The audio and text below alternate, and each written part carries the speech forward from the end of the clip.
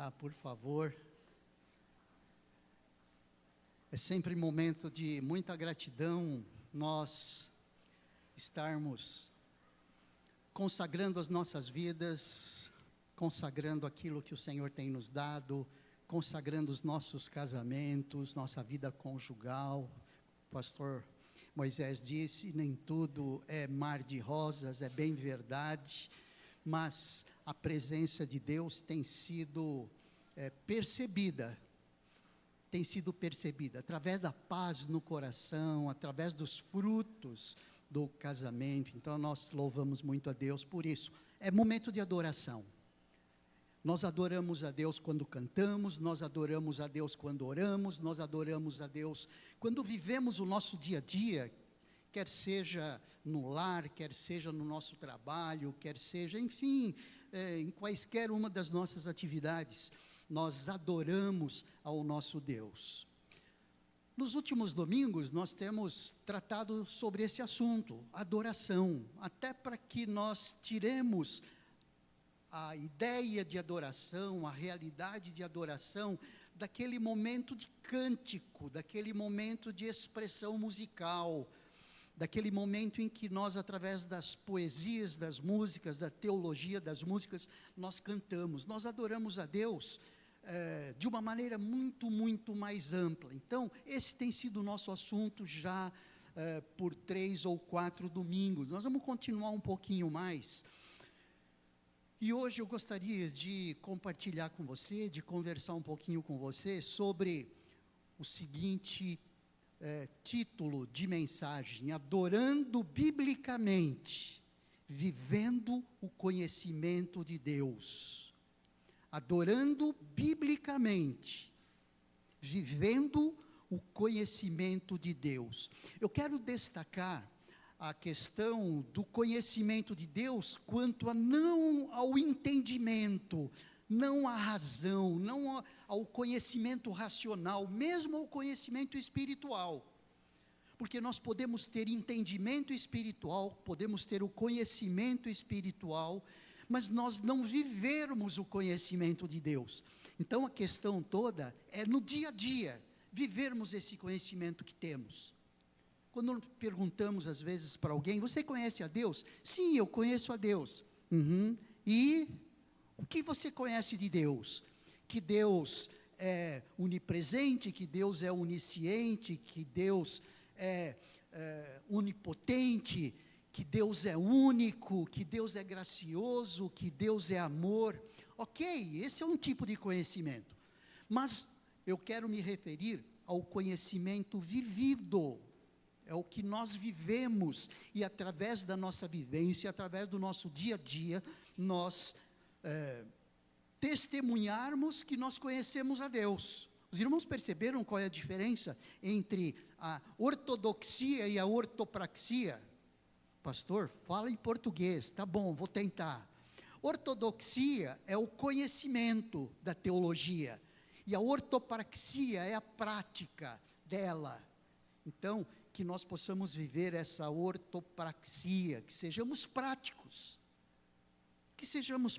Então, vamos lá, eu gostaria de pedir que você abrisse a sua Bíblia em Deuteronômio. Esse foi o mesmo texto que nós lemos no domingo passado, em cujo título era Adoração Bíblica e Conhecimento de Deus. Hoje a gente vai perceber aí uma diferença entre o conhecimento de Deus e entre o viver o conhecimento de Deus, ok?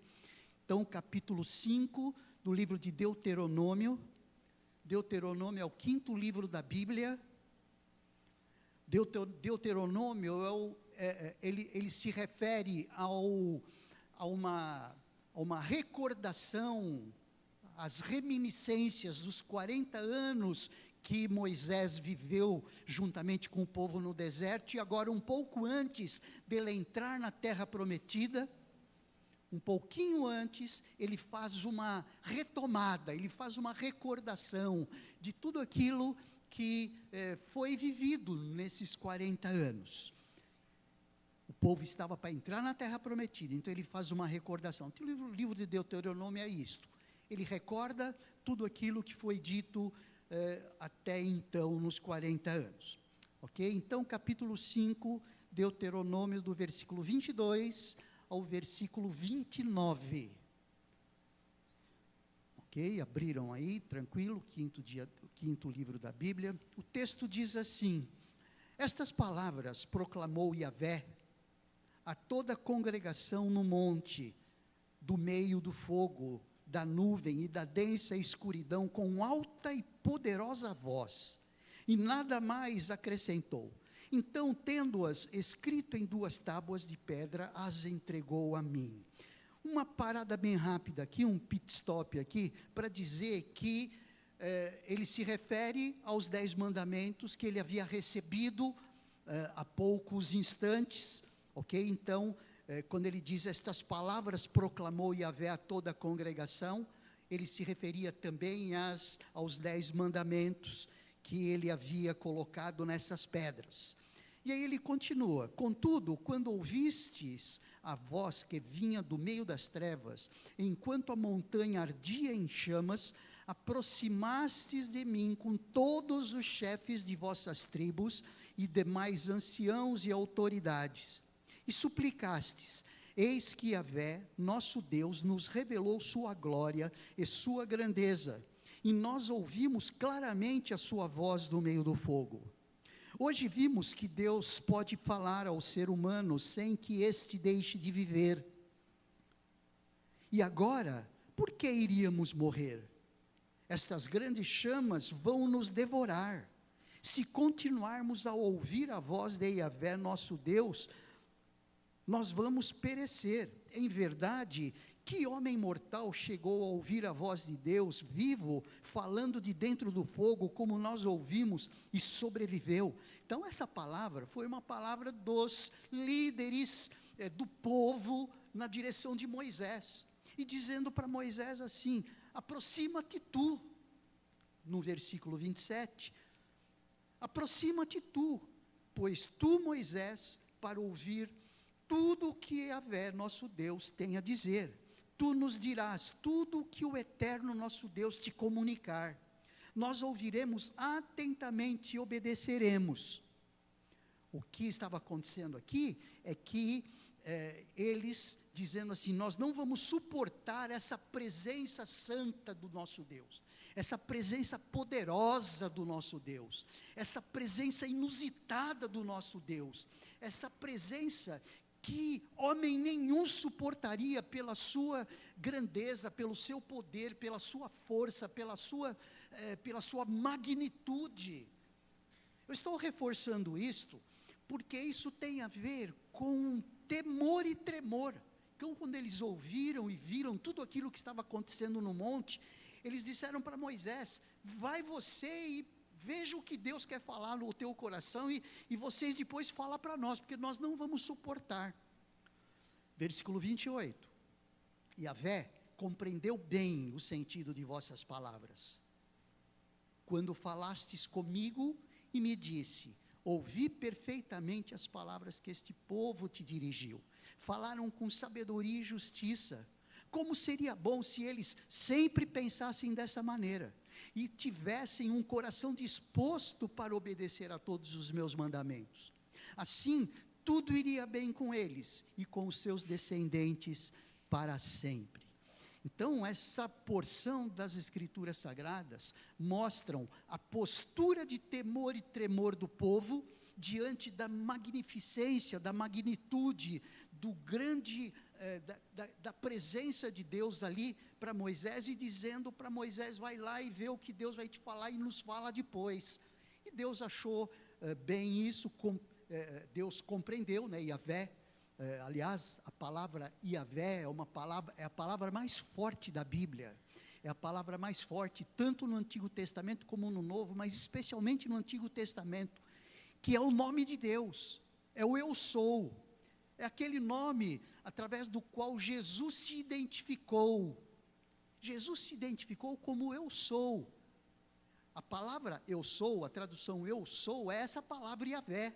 Essa palavra que todas as vezes que o judeu, que o levita, que o escriba judeu escrevia, quando ele chegava nessa palavra, ele jogava a caneta fora.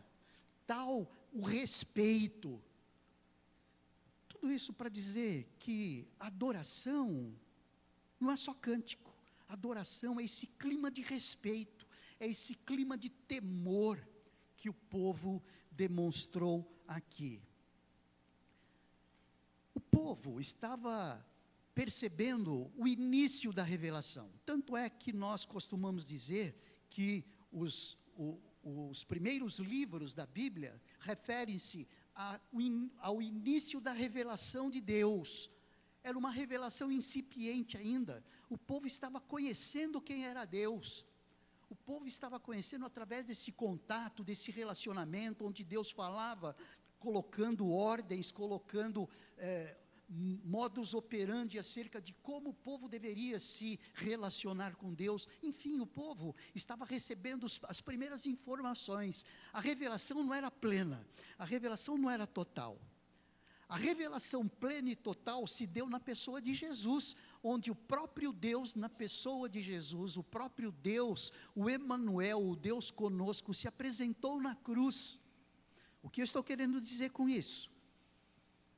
Que a nossa responsabilidade em relação ao temor de Deus não significa medo de Deus, significa profundo respeito de Deus, significa um profundo interesse em estar agradando a Deus. Deve ser muito mais do que esses demonstrados pelo povo ali no Antigo Testamento.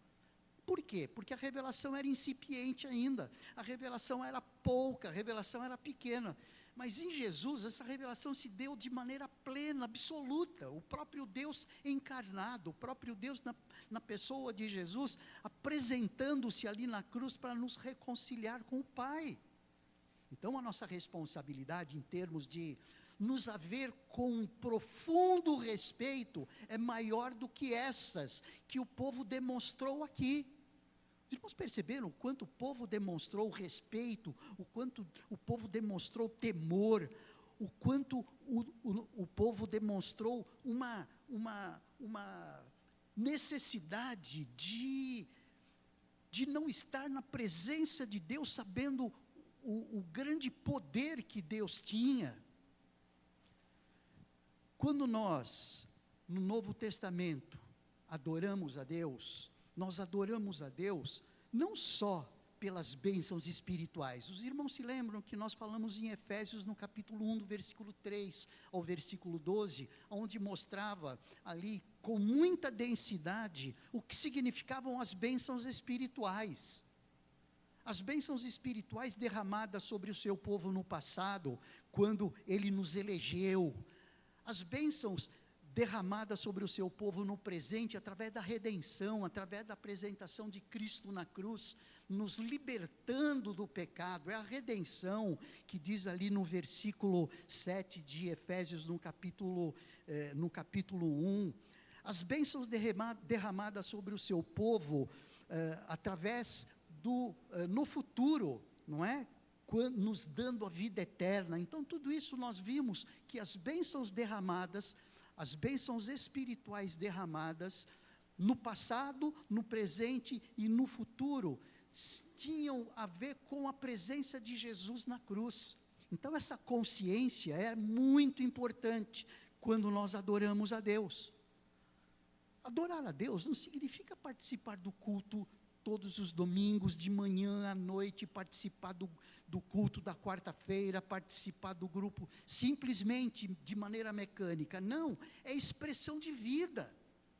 É expressão de vida, é desejo de estar na presença de Deus, é desejo de estar fazendo a vontade de Deus, agradando a Deus. Isso significa adorar. E nós pudemos perceber que em João 4, no versículo 24, o texto diz o quê? Irmãos, esqueci o texto, me lembrem. O que diz o texto? Que Deus... Como que é, irmãos? Um por vez, por favor. Que Deus é Espírito, e importa que os que o adorem em Espírito e em verdade. Então é isso que Deus requer de nós. Isso em termos de vida, em termos de pensamento, em termos de sentimento, em termos de conhecimento, em termos do dia a dia, de nossa vida prática. É isso que Deus requer de nós. Nós já pudemos ver algumas coisas aqui, nesse texto ali de Deuteronômio, as manifestações de adoração desse povo, as manifestações de temor. Nós vimos também no domingo passado, especialmente, que na adoração bíblica, nós vivemos a realidade de que Deus vive. Deus não é alguém que está na mente das pessoas só, criado na mente das pessoas como os deuses falsos. Deus vive, Deus é um Deus pessoal. Deus não é um Deus de longe, mas um Deus de perto. Deus é um Deus imanente, ou seja, é um Deus que vive conosco, tanto é que Ele se apresentou na cruz. A apresentação de Jesus na cruz é a maior expressão da imanência de Deus. Deus não é só transcendente, de longe da nossa realidade. Não, Deus faz parte da nossa realidade de vida. Ele é um Deus pessoal, é um Deus que sente, é um Deus que pensa, é um Deus que fala, é um Deus que chora. Jesus chorou. É um Deus que sente dor. É um Deus que, como na pessoa de Jesus, Deus perfeitamente homem e perfeitamente Deus, derramou o seu sangue para que através do seu sangue nós pudéssemos ter os nossos pecados lavados e o nosso relacionamento com Deus restabelecido. Então essas são as maiores expressões da imanência de Deus, do fato de que é um Deus pessoal. Então nós vimos isso, que Deus é um Deus vivo. Vimos vários textos nessa direção, inclusive o versículo 22, o versículo 23, o versículo 27 desse texto de Deuteronômio capítulo 5, como nós vimos, Deus falando com Moisés, Deus tendo a sua percepção acerca das reações do povo. Tudo isso nós vimos. Isso é um Deus vivo. E que deve indicar o quê? Que a verdadeira adoração inclui esperança. Quem vai esperar num Deus que não existe? De maneira perfeita, nós podemos esperar num Deus que está vivo, um Deus que sente, um Deus que manifesta um amor pleno, absoluto, um Deus gracioso, como a gente vai ver daqui a pouco. Indica o quê? Que nós devemos esperar em silêncio no Senhor. Vimos aí o texto de Lamentações de Jeremias, no capítulo 3, vimos aí vários outros textos da espera, no capítulo 40, no Salmo número 40, enfim, nós vimos tudo isso na semana passada. Hoje eu gostaria de ver com você mais alguns aspectos do porquê a adoração bíblica abrange um espectro tão abrangente assim. Porque o nosso Deus, além de ser vivo, Ele é santo. O nosso Deus é santo. Santo implica em absolutamente puro, e que requer de nós, pelo fato de nós podermos estar na presença de Deus, requer de nós santidade. Quando nós olhamos aquele texto de Gênesis no capítulo 18, não é o caso agora de nós irmos lá, mas eu só quero contar bem rapidinho. No capítulo 18 de Gênesis, nós vemos aquele episódio de Abraão falando com Deus em relação a Sodoma, que estava para ser destruída. E Abraão, de maneira muito temerosa, de maneira muito cuidadosa, se aproximava de Deus, considerando-se pó, considerando-se cinza, diante da grandiosidade de Deus, pedindo para não destruir Sodoma, e dizendo, olha, se tivesse ali 50 pessoas, o Senhor destruiria? E tivesse apenas algumas poucas pessoas? Não destruiria. E aí ele volta, Senhor, me perdoe essa minha ousadia de me apresentar diante do Senhor, e se tivesse 30? também não destruiria. E se tivesse 20, eu também não destruiria. E essas abordagens de Abraão em relação a Deus foram mostradas através de de um tal temor a Deus, que ele se via como indigno de estar na presença de Deus. Então, mostra o que? A santidade de Deus. Deus é santo, é perfeitamente puro, e nós somos pecadores, absolutamente pecadores, enquanto o nosso Deus é absolutamente puro. Então são duas realidades que não podem conviver juntas, a não ser pela misericórdia de Deus, a não ser pela graça de Deus, a não ser pelo amor de Deus. Por isso é que o povo se aproximava de maneira tão temerosa, de maneira tão ousada diante de Deus. Eu estou fortalecendo isso, por quê? Porque são aspectos da adoração que muitas vezes nos dias de hoje nós não mostramos. Obrigado, Senhor, obrigado, como se Deus fosse, Ele é o nosso amigo na pessoa de Jesus, mas como se Ele fosse um qualquer. Quando ao invés de nos aproximarmos de Deus com temor, com a boca no pó, sabe aquela ideia assim, de perfeitamente à mercê da graça de Deus, como o sentimento de Abraão, como coberto de cinza, como coberto de farrapos, que era para mostrar, na maneira antiga, de mostrar a indignidade do ser humano. Quantas vezes nos dias de hoje nós nos mostramos assim diante de Deus? Muito pelo contrário, nós tratamos Deus como algo sem importância, como algo sem valor, manifestando uma absoluta falta de temor, uma absoluta falta de consciência de adoração. Então, adoração significa esse temor, essa preocupação em estar agradando a Deus. Isso é adoração. Quando Jesus diz que Deus é Espírito, e importa que os que o adorem em Espírito e em verdade, Ele está querendo dizer isso.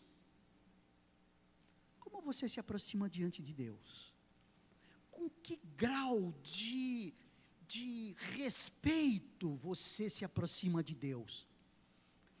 E com que grau de respeito manifestado através da sua vida?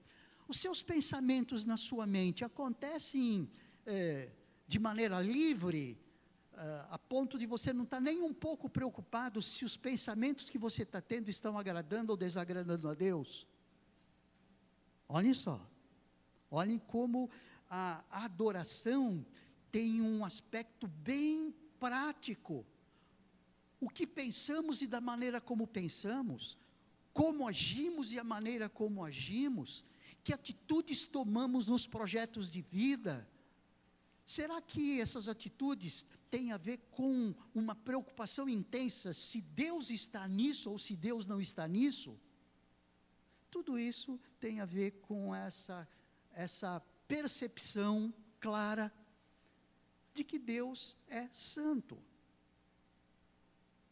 Em Isaías, no capítulo 6, nós conhecemos aquela passagem, quando Isaías viu a glória de Deus, ele teve uma visão do trono, e ele ficou tão perplexo acerca daquela visão do trono, que ele disse o quê?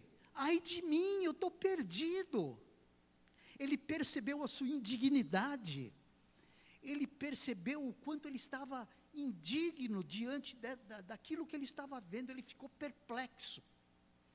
Estou perdido porque sou homem de lábios impuros, e habito no meio de um povo de lábios impuros. E os meus olhos viram o Rei com R maiúsculo, eles viram a Deus, o Rei, o Senhor dos exércitos. A adoração pressupõe essa percepção de Deus, mas essa percepção de Deus não só em termos de sentimento, mas em termos de atitudes, em termos de ação, aquilo que fazemos, aquilo que projetamos, aquilo que pensamos, a maneira como agimos com o outro, com o irmão, com a irmã, com o cônjuge, com os filhos em relação aos pais, irmãos em relação a irmãos, Será que isso reflete esse temor, que nada mais é do que essa preocupação em estar agradando ou desagradando a Deus? Relembrando você que a revelação de Deus agora é plena, nós temos a perfeita consciência disso, e o povo não tinha a perfeita consciência da presença de Deus, como nós temos hoje. Nós vimos o Rei, nós vimos Jesus na cruz, não que os nossos olhos tenham visto, mas a nossa cultura viu. Deus abordou o ser humano, abordou o gênero humano no tempo e no espaço. Vivemos hoje o ano de 2024, cuja referência é a vinda de Jesus, cuja referência é o nascimento do Salvador, é a vinda do Deus eterno tomando a nossa roupagem, a nossa carne. Deus é absolutamente santo. A expressão de Lucas, de Pedro, por exemplo, em Lucas, quando Pedro viu o que havia acontecido ali, em termos de milagre de Deus, disse o quê? Pedro prostrou-se aos pés de Jesus, dizendo: Senhor, afasta-te de mim, porque sou pecador. É esse sentimento. Isso deve indicar, esse aspecto da santidade de Deus, deve indicar para nós, que o nosso culto, a nossa expressão de adoração, precisa personificar esse elemento da adoração, de tal modo que nada seja muito íntimo com a divindade. Nos mostramos com tanta intimidade com a divindade. Alguns, o cara lá de cima, sabe, umas coisas absurdas, no procedimento verbal e no procedimento prático, nos aspectos de vida, não se importando com se Deus está se agradando ou não, se Deus está desejando isso ou não, mas que, ao contrário, que todos nós nos inclinemos. Por isso é que, quando nós nos apresentamos diante de Deus em culto, que é como nós estamos fazendo agora, nós estamos reunidos como igreja, isso é culto, isso é igreja, a igreja se reúne para que no mesmo espírito esteja adorando a Deus. Deus está presente. Deus está presente. Então, no começo, quando nós dizemos, gente, não que o lugar seja santo, não pelo lugar, mas pelo quem está no lugar. Entrou nesse lugar, Senhor, obrigado, Senhor.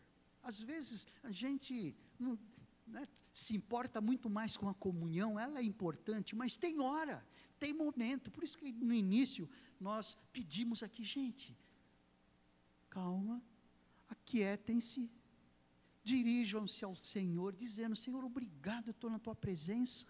Estamos na presença de Deus. Aí alguém diz, mas nós estamos sempre na presença de Deus. É verdade, mas agora nós estamos reunidos como igreja. Então, como igreja, nós estamos na presença de Deus. Deus está presente, Deus está na pessoa de Jesus, está passeando no nosso meio.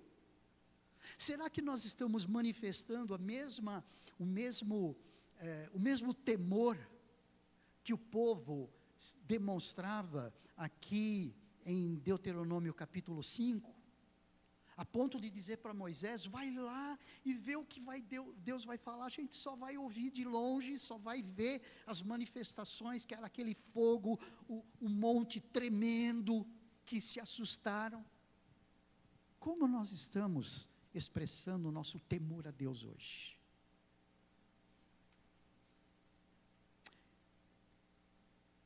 Eu não sei se você, mas eu me sinto envergonhado de mim mesmo, acerca do quanto eu tenho demonstrado falta de temor à presença de Deus. Sabe, a presença de Deus nas minhas relações, a presença de Deus nas minhas ações, nas minhas atitudes, a presença de Deus nos meus projetos, naquilo que eu vou pensar acerca do meu futuro. Deus é santo. Qual é a expressão de adoração que vivemos e sentimos por conta da presença de Deus? É para se avaliar, é para se pensar. Eu não quero avançar hoje no quesito de que Deus é graça.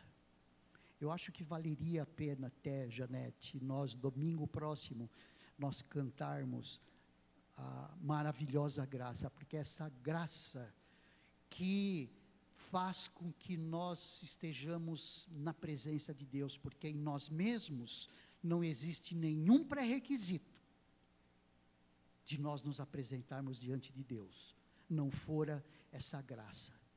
Vamos ver próximo domingo alguns aspectos dessa graça, como sendo uma forma de viver o conhecimento de Deus, não só sabendo o que é graça, mas vivendo o que é graça.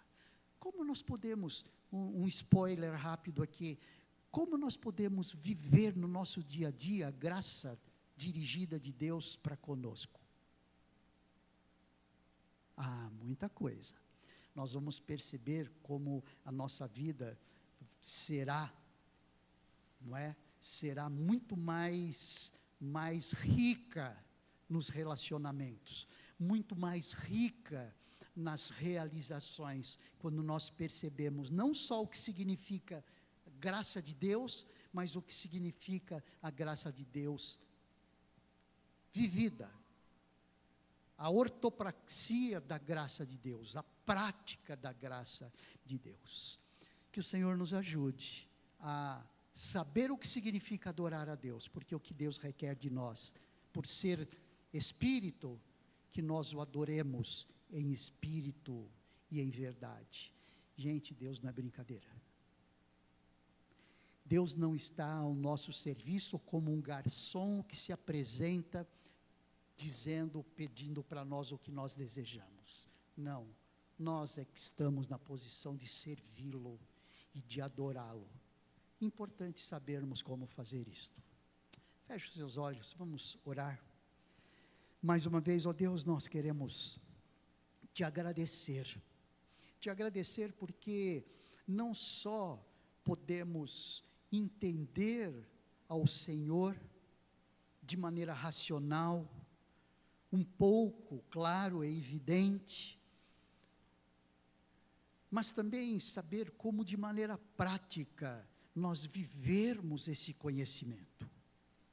Te agradecemos, ó Deus, porque o Senhor nos diz o que é adoração, o Senhor nos ensina o que é adoração, e é isso que nós temos buscado na Tua Palavra nos últimos domingos, o que significa, de maneira prática, sermos verdadeiros adoradores.